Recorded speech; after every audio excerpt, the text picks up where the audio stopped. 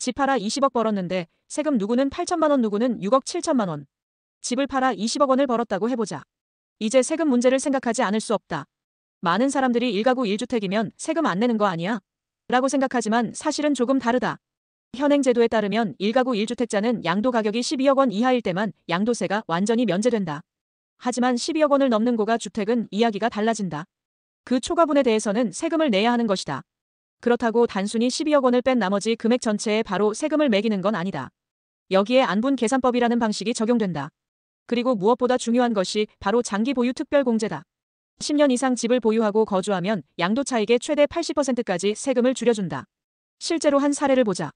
15억 원에 산 집을 35억 원에 팔아 20억 원의 차익을 남겼다고 가정해보자. 필요 경비를 1억 원으로 잡으면 세금을 계산할 때 우선 12억 원 초과분만 과세 대상이 된다. 그리고 10년 이상 거주했다면 80% 공제가 적용된다. 그렇게 따져보면 실제 내야 하는 세금은 약 8,129만 원. 놀라울 정도로 줄어든다. 그런데 똑같이 20억 원의 차익을 남겼어도 2주택자라면 이야기가 완전히 달라진다. 우선 차익 전체가 과세 대상이 된다. 장기 보유 특별공제도 고작 20%만 적용된다. 최종 세금은 무려 6억 7천만 원이 넘는다. 같은 20억 원을 벌었는데 어떤 이는 8천만 원만 내고 또 다른 이는 6억 원 넘게 낸다니 이 차이가 너무 크지 않은가? 10억 원의 차익만 남겼을 때도 마찬가지다.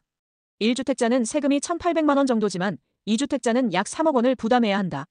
이쯤 되면 왜 사람들이 똘똘한 한 채에 몰리는지 이해가 된다. 여러 채를 보유하는 순간 세금 폭탄을 맞지만 한 채만 오래 보유하면 세금 부담이 크게 줄어드니 말이다. 사실 이런 구조가 현재의 부동산 시장을 왜곡시키는 요인 중 하나로 꼽히고 있다. 장기 보유 특별공제 제도는 원래 취지가 있다.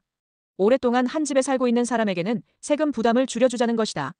하지만 지금은 고가 주택에도 똑같이 적용되면서 이게 과연 공평한가? 하는 의문이 제기된다. 2008년만 해도 1주택자와 다주택자 모두 최대 30% 공제를 받았다. 그러다 2009년부터 1주택자에게만 공제율이 크게 높아졌다. 지금은 최대 80%까지 올라가니 사실상 특혜라는 말이 나올 만하다. 전문가들은 말한다. 1주택 비과세와 장특공제는 분명 필요하다.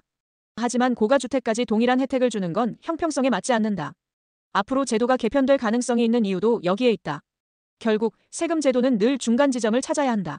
집을 오래 가지고 있던 사람의 노력을 인정하면서도 고가주택 보유자에게 과도한 혜택이 돌아가지 않도록 조율하는 것. 그것이 앞으로의 과제가 될 것이다.